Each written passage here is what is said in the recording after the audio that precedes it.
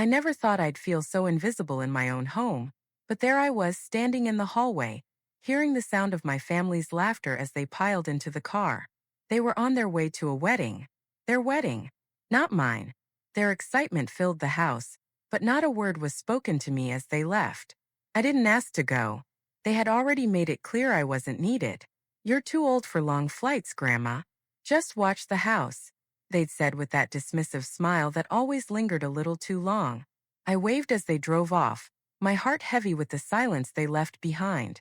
The house, usually so full of noise and clutter, now felt like a tomb. The next morning the envelope came, travel tickets, one for each of them. There were 4 of them, not one for me. The tickets were for Athens, their dream destination, a place I would never see again. I didn't need the reminder, but there it was. I placed the tickets on the kitchen table, making myself a cup of tea. That's what you do when life hits you in the chest. You make tea and try to calm the trembling hands. But no amount of tea could settle the emptiness inside me. The truth began to settle in gradually. It wasn't a sudden realization, but rather something that crept into my bones, deepening with each passing day. The morning after they left, I sat at the kitchen table with the travel tickets in front of me. The envelope, so pristine, mocked me in its untouched silence. The tickets, 2 for Greg and Meline, 2 for the kids, were meant for Athens, their dream vacation. And there I was, staring at the empty space where my name should have been. It was like being locked outside of my own life. I had been left behind, intentionally or not, by my own flesh and blood. And for what? A wedding? A celebration of love that felt like a reminder of everything I wasn't. Everything I was no longer needed for. I ran my fingers over the edges of the tickets. Athens. The idea of it, with its blue skies and golden sunlight, felt like another lifetime. I had never seen it, but the way they talked about it, the food, the history, the wine, made it seem like a paradise. A paradise they would see without me. They didn't need me there, after all. The last time I was invited to something meaningful was years ago, and I had barely made it through that. The wedding invitations, though, they had been sent months ago. Greg had even given me a heads up. "Mom, we're getting married. You're invited." But there was no mention of me being at the wedding. There was no special request, no invitation sent personally. No one had asked if I was excited, if I was okay, or if I wanted to be a part of the day. It had all felt like a formality. The last time Greg and Meline had made a request like that, it was clear, subtle but clear, that I wasn't truly wanted. Maybe it was foolish of me to think I still had a place in their lives, but somewhere deep down I had hoped that family still meant something. That I wasn't just some background figure to be placed aside when they moved on to bigger things. But after years of making excuses for them, I had finally accepted that I was no longer a priority. I didn't pick up the phone to call anyone. What would I say? They had already made it clear how little I mattered in their lives, and at my age I wasn't about to beg for attention. They wouldn't understand anyway. The years of silence, of standing at the edge of their lives, had already spoken louder than words ever could. So I made tea. You do that when you're faced with something that hurts. You go through the motions. You make something routine to fill the emptiness. When something punches you in the chest, it's what you do. Tea calms the nerves, steadies the hands, even if it doesn't fix the problem. I glanced around the room. The living room, where I had spent countless hours of my life, was almost too quiet now. The shelves, filled with family photos, weddings, birthdays, graduations, felt like ghosts staring at me from their frames. The mantel, adorned with pictures of Paul and me when we were young, now served as a reminder of everything I had lost. I had been many things in this house. A wife, a mother, a grandmother. But over the years I had become just a shadow, a presence that didn't speak unless spoken to. No one really saw me anymore. I was the one who was always there but never asked for. The one who faded into the background as the family grew up and moved forward. My thoughts drifted back to the night before, when I had sat in my chair, waiting for them to return. I knew it was coming, even if I hadn't admitted it to myself. Their words, the casual way they brushed off the idea of inviting me, had been enough. They had all but said it without saying it. "We don't really want you with us. You're not a part of this." And the worst part was I had known it. I had known that they would leave me behind, that I would be the one left at home, waiting for photos of the wedding and tales of their adventures. But that didn't make the pain any less sharp. I stared at the tickets again. Athens. How strange that it should come to this. How strange that my role in their lives had diminished to this point. A few years ago, I would have been planning with them, helping with the wedding, discussing the details. But now I was left with these tickets as proof of my absence from their lives. I closed my eyes for a moment, trying to block out the sting. I wanted to tell myself it wasn't a big deal, that they were just caught up in their own lives. But I knew the truth. The truth was I wasn't wanted, and no amount of pretending would change that. I opened the drawer where I kept the agency's number, a list of emergency contacts, old letters. There, tucked beneath it all, was my passport. I hadn't used it in years. There was still time. Time for what?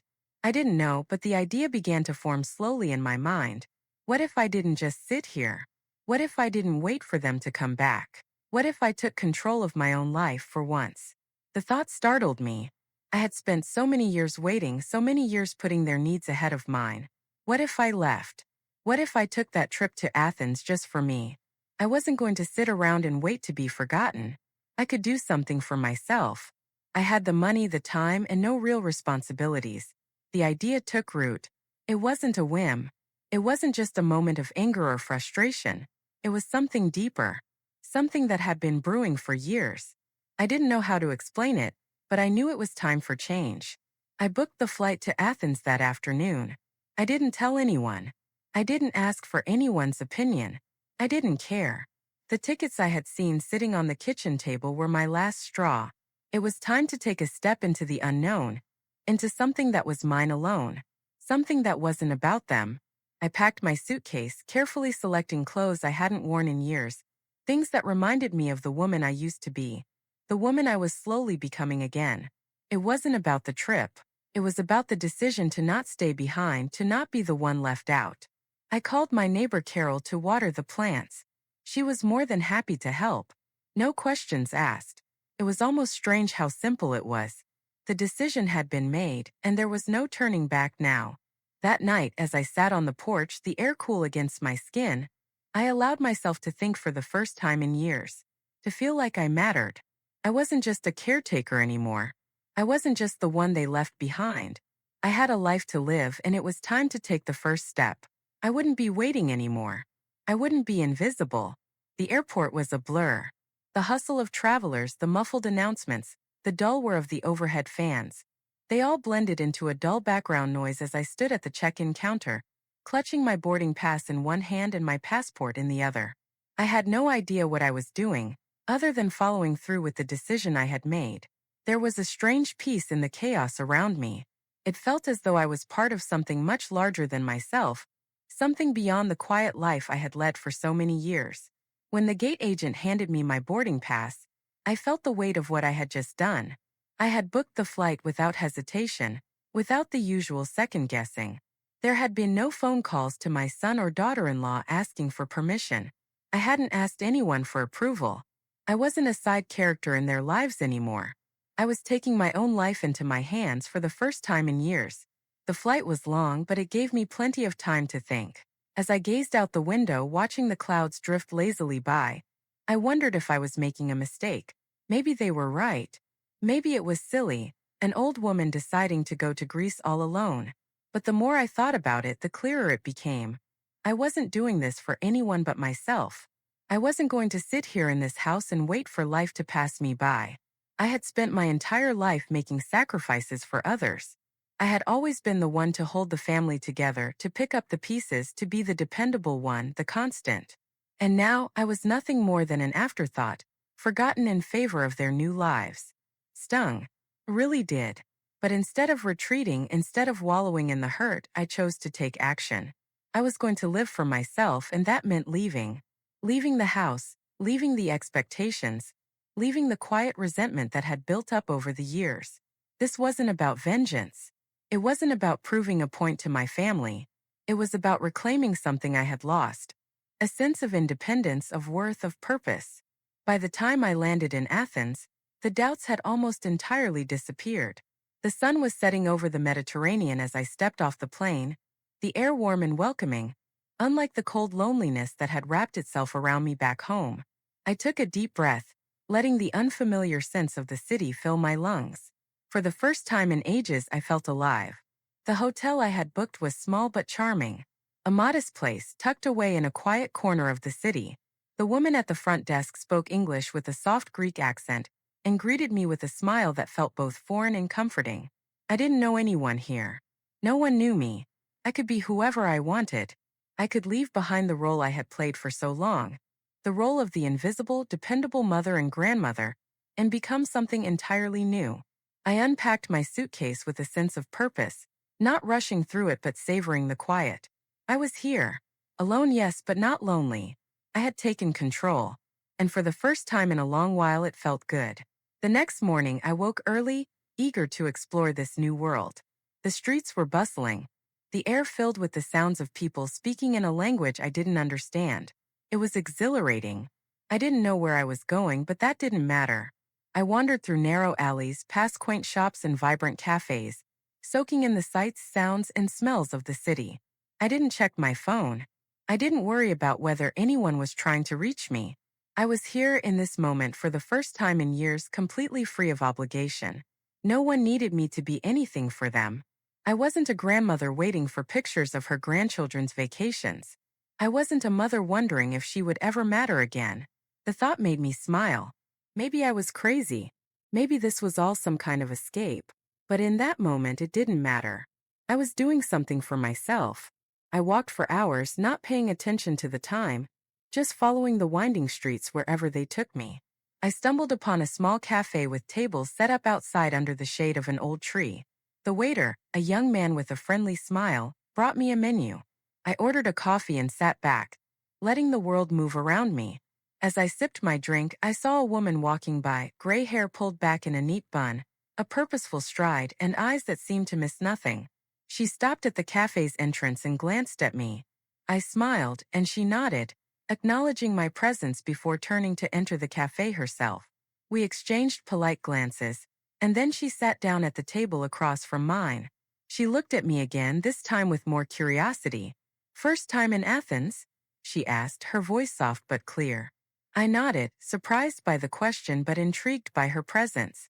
She was older like me, but there was something about her, something confident, self-assured that immediately put me at ease. "Yes," I replied. "I'm just here to see what's out there." She smiled a knowing smile and nodded. "I can relate. I've been coming here for years. There's something about the place. It makes you feel like you can be anyone." I found myself chuckling. There it was, the very thing I had been thinking about. It was as if she had read my mind. "What brings you here?" she asked, her eyes never leaving mine. I paused, unsure of how much to share with this stranger. But somehow something about her made me want to open up. I suppose I needed a change, a chance to see the world a little differently. It's funny, I've spent my whole life taking care of everyone else. I just realized it was time to take care of myself. She regarded me thoughtfully, and then with a soft laugh she said, "You've come to the right place then." We talked for a while, our conversation flowing easily, and by the time I finished my coffee, I felt as though I had known her for much longer. Her name was Jenna, a retired schoolteacher who had been traveling for years. She was alone by choice and had found something that I had only just begun to look for: independence. "You deserve to be happy," she told me, with a sincerity that caught me off guard. Too many people think happiness is about pleasing others. It's not. It's about finding peace within yourself. I didn't know what to say, so I simply nodded, letting her words sink in. The days passed quickly, each one blending into the next, filled with a quiet sense of liberation. Jenna and I spent a lot of time together, exploring the city, sharing stories of our lives, and slowly building a friendship that felt like it had been waiting to happen. It was as if I had finally found a kindred spirit, someone who understood what it was like to have spent most of your life catering to the needs of others, only to realize that the one person you had neglected was yourself. Jenna was everything I wasn't, or at least everything I had stopped being. She had a quiet strength about her, a grace that didn't come from anything other than the simple act of living her life for herself. She didn't worry about the opinions of others. She didn't need anyone's approval. She was free, and she made me feel like I could be too. We visited art galleries, sat in parks, and talked over long lunches.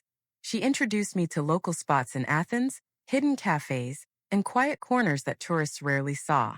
Each time we met, she would talk about her travels, her life as a teacher, and her decision to retire early and spend her time doing what truly brought her joy. She spoke of her freedom, not in a boastful way, but with the kind of calm contentment that made me realize how much I had let my own happiness slip away. Life doesn't wait for you to catch up, she told me one afternoon as we sipped coffee at a small cafe tucked between two narrow alleyways. You have to grab hold of it. If you don't, it passes you by, and you're left wondering where it went. I had never considered it that way. I had spent so many years putting others first, so many years taking the back seat in my own life, that I had never even noticed that I had been missing out on so much. What had I been waiting for? For Greg to decide that I mattered again? For Meline to stop treating me like an afterthought? For Amelia to text me as though I was still a significant part of her world? But they weren't coming. They weren't going to give me the life I wanted. I was the only one who could do that. And yet, despite the clarity that Jenna brought into my life, there were still moments when doubt crept in. The thought of being independent, of living without their approval or constant presence, terrified me. What if I made a mistake? What if this newfound freedom wasn't all it cracked up to be? I was alone in a foreign country, without the safety of the life I had known for so many years. When the sun set on those early days in Athens, I felt both exhilarated and uncertain. Jenna had become my guide, my friend, and in some ways my mirror. She reflected the version of myself I had buried years ago. But even as I embraced that, a small voice whispered in the back of my mind, "What about them? What will they say when they find out?" I had no intention of calling Greg or Meline. It wasn't about seeking permission. But there were moments when their absence seemed to echo in my thoughts. What would Greg think of me going off to a foreign country, exploring a life outside of the one I had built for him? Would he even care? Would he be disappointed? Or worse, would he be relieved? I pushed those thoughts aside. I wasn't doing this for him. I wasn't doing this for anyone but myself. I had made the choice to live differently, and that meant stepping into the unknown, even if it scared me. But there were still nights when I lay in bed, staring at the ceiling, wondering if I had made a mistake. It wasn't just the uncertainty of traveling alone that bothered me. It was the deeper, more profound fear of losing my family completely. As the days went by, I noticed the small shifts in my perspective. I began to stop checking my phone, resisting the urge to check my messages and waiting for the inevitable text from Greg, the ones that would come with their usual casual tone. "How's it going?" Or "Hope you're enjoying the trip." But there were no calls, no messages asking how I was doing, just silence. It was like I had completely faded from their lives. In some ways, it was freeing. I could be anyone here, anyone I wanted, but the silence also brought a sense of abandonment, like I was no longer important. I wasn't even a distant thought anymore. And that realization hurt more than I was willing to admit. One evening, I decided to sit down with Jenna and talk about it. We were sitting in a small taverna near the Acropolis, the warm evening air making the noise of the crowd feel distant, almost irrelevant. "I don't think they even notice I'm gone," I said quietly, staring into my glass of wine. "Greg hasn't called, and neither has Meline. They haven't even texted me. It's like I don't matter anymore." Jenna was quiet for a moment, her eyes studying me thoughtfully. She took a slow sip of her drink, her expression one of quiet understanding. "I'm not surprised," she said finally. "It's hard for people to understand when you decide to change. They're not used to seeing you as anything other than what they've always known." It was a simple statement, but it felt like a revelation. They hadn't stopped caring about me, not exactly. They had just stopped seeing me. They had grown accustomed to the version of me that was always there, waiting, willing to put them first. They had forgotten how to see me as anything else. "That's the problem, though," I said, feeling the weight of her words. "I've spent so many years just being there. The person they could always count on. I never realized that I had stopped being me. I was just the background noise of their lives." "You've been invisible for too long," Jenna said, leaning forward. "But it's not too late. You're still here. You're still you. You just need to remind yourself of that." Her words stuck with me long after we finished our drinks and walked back to our hotel. I had been invisible. I had allowed myself to become a shadow in my own life, hiding behind the roles I played for others. I had forgotten that I was more than just a mother, more than just a grandmother. I was Helen, and Helen deserved to be seen. But that thought didn't make the fear go away. It didn't erase the uncertainty that still lingered in the pit of my stomach. Could I really live this new life? Could I really leave behind everything I had known for something that felt so foreign, so unfamiliar? That night, as I lay in bed, the doubts returned with a vengeance. What if I had made a mistake? What if they were right? What if the freedom I had found here was just an illusion? What if the emptiness I felt inside wasn't something I could escape? What if it followed me everywhere I went? And yet I knew. Deep down, I knew that staying in my old life, the one where I was constantly waiting for someone to notice me, would only prolong the pain. I couldn't go back to being the woman who lived for others. I couldn't go back to being invisible. I had to keep going. The fear was part of it. The doubt, the uncertainty, they were all part of the journey. But I couldn't let them stop me. I had made the choice and I wasn't turning back. The day I decided to take that first step forward, it was as if the weight of 1,000 silent years of waiting finally lifted. My room in the small hotel was quiet, with just the soft hum of the air conditioning keeping me company. But even in the stillness, I could feel something stirring deep within me, a sense of purpose that had long been dormant, waiting for the right moment to emerge. I stood in front of the mirror that morning, staring at my reflection as though seeing myself for the first time in years. Gone were the years of playing the role of caretaker, of living solely to please others. I wasn't just someone's mother or grandmother. I wasn't just the person who stayed behind, unnoticed, while everyone else moved on. I was Helen. And today, Helen was going to step into the world, ready to live for herself. It wasn't going to be easy. Nothing worth doing ever is. But the realization had come to me so clearly the night before, in the quiet of my hotel room, as the city of Athens twinkled outside my window. I had spent so long thinking about what I was missing, about the family I had been excluded from, that I had lost sight of the most important thing, my own happiness. I didn't owe anyone anything. Not anymore. I had spent years running on autopilot, doing what was expected of me, never questioning it.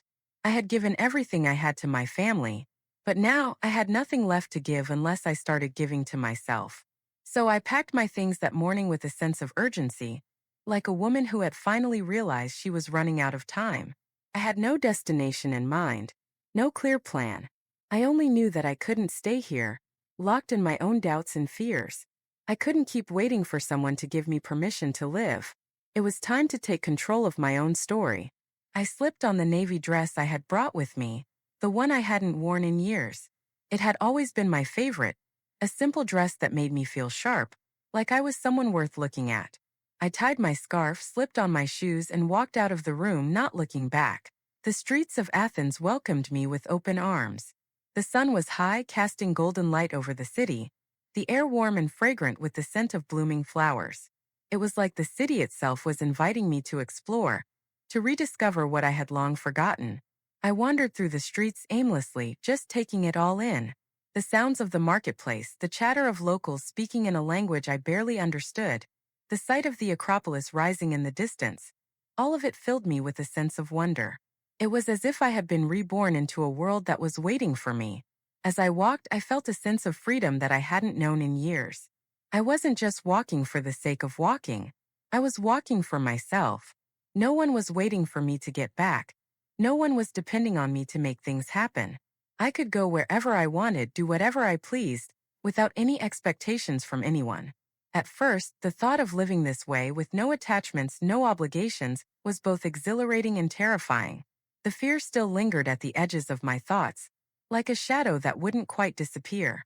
What if this wasn't the answer? What if being alone, living for myself, wasn't as fulfilling as I hoped it would be? But as I continued to walk, those doubts began to fade. Each step I took felt like a step toward freedom. The streets, the people, the city itself, they were all part of my new life now. And for the first time in a long while, I didn't feel invisible. I felt like I mattered. By the time I reached the small park on the edge of the city, I felt a sense of peace that I hadn't experienced in years. The trees were tall and full of life, their leaves rustling in the gentle breeze. I found a bench under one of the trees and sat down, letting the cool shade envelop me.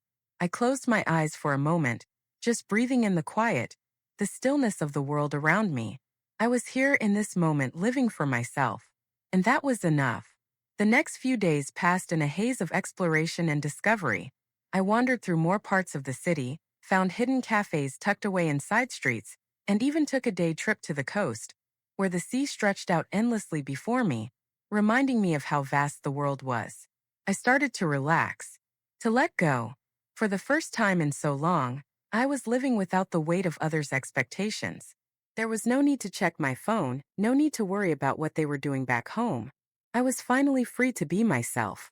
But as the days wore on, the silence from home began to feel like a weight again. It was subtle at first, like a distant hum that I could almost ignore. But it was there. The text messages from Greg, from Meline, from Amelia, they hadn't come.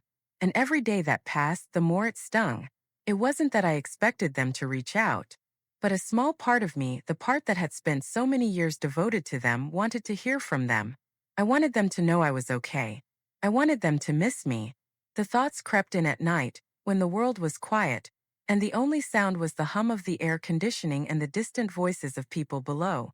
I had left behind a life that no longer served me, but it wasn't easy to let go of the connection I had once had with my family. I wondered as I lay in bed if they even cared. The phone buzzed beside me one night as I was lying in bed, staring at the ceiling. I picked it up, half expecting it to be another one of the spam messages that had started flooding my inbox since I arrived. But it wasn't. It was a message from Greg. "I didn't mean to hurt you, Mom," he had written. "I didn't know how to tell you that we needed space. Pauline and we're just starting our new life and we wanted to do this on our own. I should have invited you. I'm sorry." The message was simple, but it shook me to my core. My heart pounded in my chest as I read it, over and over again, as if hoping that the words would change. For a long moment, I just stared at the screen, my mind racing. I didn't know how to respond. On the one hand, I felt the familiar ache of abandonment. On the other, I felt a sense of relief. It wasn't that I needed their apology. It wasn't even that I had expected it. But hearing from Greg, knowing that he had finally acknowledged what had been done, felt like a small victory. I didn't know what would come next. I didn't know if things would ever go back to the way they were. But for the first time in a long while, I realized that it didn't matter. I had taken the first step toward a new life. And that was something no apology could change. It's funny, the way life has a way of throwing curveballs when you least expect them. One minute, you're sitting in the comfort of your own silence, alone but free. And the next, a message from home arrives. Unexpected, yet somehow inevitable. I stared at Greg's text for what felt like hours. The words, simple but loaded with years of unspoken tension, held me captive as I tried to make sense of them. "I didn't mean to hurt you, Mom," he had written. "I didn't know how to tell you that we needed space. Pauline and we're just starting our new life and we wanted to do this on our own. I should have invited you. I'm sorry." It was a sincere apology. I could feel the weight behind it, the discomfort that accompanied the honesty in those few words. But even as I read them, my mind scrambled to find a response. What was I supposed to say to this? How was I supposed to feel? I wanted to be angry. I wanted to lash out and tell him how much he had hurt me. I wanted to demand answers for why they had excluded me, why I had been forgotten in favor of their new shiny life. But I didn't. Instead, I sat there in my hotel room, letting the silence wash over me. My heart ached, but it wasn't the same ache I had felt before. It wasn't the gut-wrenching pain of being abandoned. This time it was different. This time it felt like a closure I hadn't realized I needed. I had come here to find myself, to reclaim my independence. And for the first time, it didn't feel like I needed to wait for their permission or approval anymore. I had always been so consumed with being the mother they needed, the grandmother who dropped everything for them, the one who sacrificed her own happiness for the sake of their lives. But somewhere along the way, I had forgotten what it meant to live for myself. Somewhere in the middle of it all, I had lost Helen. I read Greg's message one more time, feeling the sting of it lessening with each glance. The apology was important, yes, but I didn't need it anymore. I had spent so many years waiting for someone else to validate my worth, to tell me that I mattered. But now, as I sat in this foreign city, in the middle of my newfound freedom, I realized something crucial. I didn't need their apology. I didn't need them to validate me. I was enough. For the first time in a long while, I realized that the piece I had been missing was me. I didn't need to hold on to the past anymore. I didn't need to hold on to the idea of being the perfect mother or grandmother. I could let that go. I could step away from that role, from that version of myself, and embrace something new. The city outside the window seemed brighter now, as though it recognized the shift within me. The streets, the people, the language, all of it was part of a new chapter that I was starting to write for myself. The world felt like it was waiting for me to catch up. But even as I felt the weight of self-awareness settle in, I couldn't ignore the sense of unease that lingered in the back of my mind. What would this new life look like? What would it mean to fully embrace this independence? I had taken the first step, yes, but there was so much more to do. I wasn't sure what was coming next, but I knew that I wasn't going to face it alone. I had already spent too much of my life in the shadows of others. It was time to step into the light. I turned off my phone, pushing away the temptation to reply to Greg's message. I didn't need to rush this. I had time. The moment was mine to hold. And for the first time, I wasn't in a hurry. That evening, I met Jenna at one of our favorite cafes near the Acropolis. It had become a routine, sitting together talking about everything and nothing, sharing stories of our lives. Jenna had become more than just a friend. She had become a mirror, reflecting back to me the version of myself I had almost forgotten. She saw me, not just the mother or the grandmother, but the woman I had been before all of that, the woman I could still be. As we sat down, she noticed the change in me immediately. "You're quieter tonight," she remarked, raising an eyebrow as she sipped her wine. I smiled. "Just thinking." "About what?" I hesitated, unsure how to put into words the shift that had occurred in me. "About who I am," I said finally. "About what I've been living for, and whether it's been the right thing." Jenna studied me for a moment, then nodded. "It's never easy, is it? To really see yourself for who you are, beyond the roles others expect you to play." I looked at her, surprised by how much truth there was in her words. "No, it's not. It's terrifying, actually, but at the same time it feels freeing." Jenna smiled knowingly. "That's the paradox of change. It's both terrifying and liberating. But if you don't face the fear, you'll never know what you're truly capable of." I thought about what she had said, letting it settle in my mind. The fear was always going to be there. It would never go away. But the difference now was that I had learned to sit with it, to acknowledge it without letting it dictate my choices. I looked out over the city, the lights twinkling in the distance, and I felt a sense of clarity that had been missing for so long. The doubts, the fears, they were still there, but they no longer controlled me. They were just a part of the journey. And I had come to realize that the journey itself was worth more than the destination. "You know," I said to Jenna, "I think I'm finally starting to understand what you meant when you said life doesn't wait for you to catch up. I spent so much of my life waiting. Waiting for others, waiting for their approval, waiting for things to be perfect. But there's no such thing as perfect. And I've missed so much while waiting for it." Jenna nodded, her smile gentle. "You're not alone in that, Helen. We all wait sometimes. But the trick is to stop waiting for permission to live. It's your life. You get to decide how it's going to be." I nodded, the weight of her words settling deep within me. It wasn't about seeking approval anymore. It wasn't about making up for lost time. It was about moving forward, embracing the uncertainty, and carving out a life that was truly mine. The rest of the evening passed quietly. Jenna and I talked about everything, about our pasts, our choices, and our hopes for the future. But for the first time in a long time, I wasn't afraid of what the future might hold. I wasn't afraid of what it would mean to leave my old life behind, because I had already done that. I had taken the first step, and the rest of the journey was mine to walk. The days following the text from Greg felt like an unspoken shift in the air around me. I didn't know how to describe it exactly. There was no dramatic moment or fanfare, but something inside me had changed. It was like a heavy curtain had lifted, revealing the world in a way I had never seen it before. The truth settled in. I had been holding on to a past that wasn't mine anymore. It wasn't just about Greg's apology, or the fact that he had reached out. It was about realizing that for years I had been living in their shadows, waiting for them to define who I was, who I should be, how I should act. But no longer.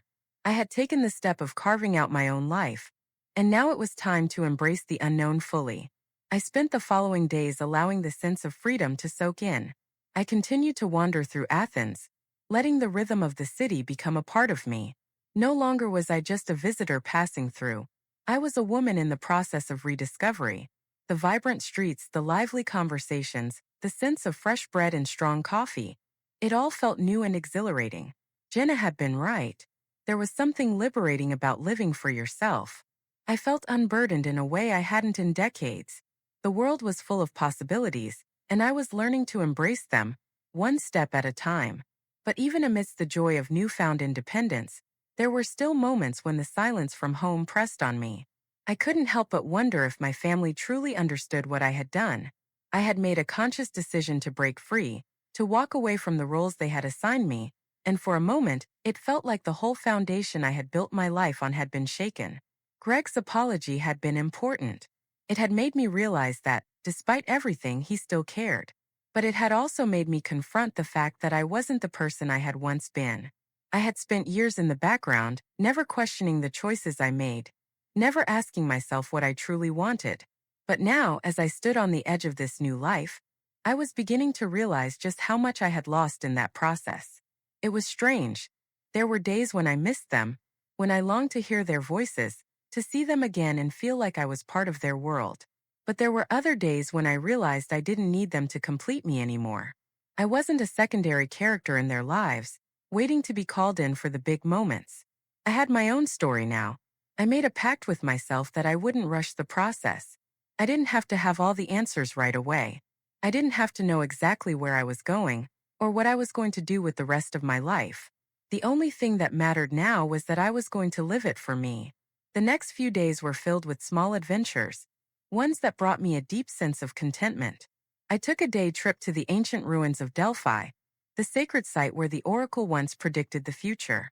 I walked the paths that had been worn down by thousands of years of footsteps, imagining what it must have been like for those ancient pilgrims to seek guidance. There was something hauntingly beautiful about it, the weight of history, the quiet whispers of the past.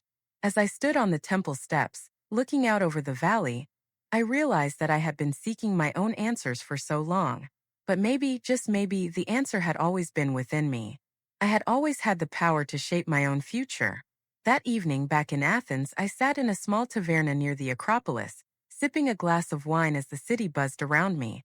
The sun was beginning to set, casting a warm golden glow over everything, and I allowed myself a moment of reflection.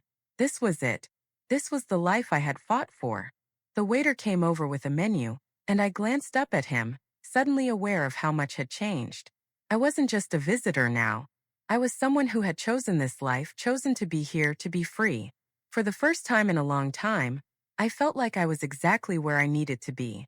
The next day, Jenna and I met again, and as usual, our conversation flowed easily. She had a way of making everything feel so natural, so effortless. It was one of the things I admired most about her. She had learned to embrace life fully, without hesitation or fear. As we sat in a quiet cafe in Plaka, the old neighborhood at the foot of the Acropolis, I could sense that something had shifted in me. It wasn't just the new experiences I was having or the places I was exploring. It was the realization that I was starting to see myself differently. I'm not the person I was when I arrived here, I said, looking across the table at Jenna. I don't know exactly what this means, but I know I'm different. I'm starting to figure out who I really am. Jenna smiled, her eyes warm with understanding. You're finding your own path, Helen. That's what this journey is all about. It's not about being someone else. It's about becoming who you've always been underneath it all. Her words resonated with me. I wasn't trying to become someone else. I was just stripping away the layers that had covered the real me for so long. The mother, the grandmother, the wife. All of these roles had shaped who I was, yes, but they didn't define me. I think I've been living for everyone else for so long. I continued, my voice quieter now. I never thought to live for me. I never thought to ask myself what I wanted. Jenna nodded thoughtfully. Most of us don't. We get caught up in what others expect of us, in fulfilling roles we didn't even choose. But it's never too late to choose your own path. You've already started. You just need to keep walking. And so I did. I kept walking one step at a time. The days blurred into each other, filled with quiet reflection, discovery, and yes, a little bit of fear. But the fear didn't stop me anymore. It was just another part of the journey, another thing to face head on. By the time I left Athens, I felt different. I wasn't sure where I was going next, but I was ready. I had finally let go of the past, of the woman I had been, and embraced the woman I was becoming. And as I boarded the plane back to the States, the thought didn't scare me anymore. I wasn't returning to the life I had known. I was going home to a new version of it. One that was mine to shape, to define. A life where I could finally be Helen, not just a character in someone else's story. The world was vast, and my place in it was waiting. I just had to claim it.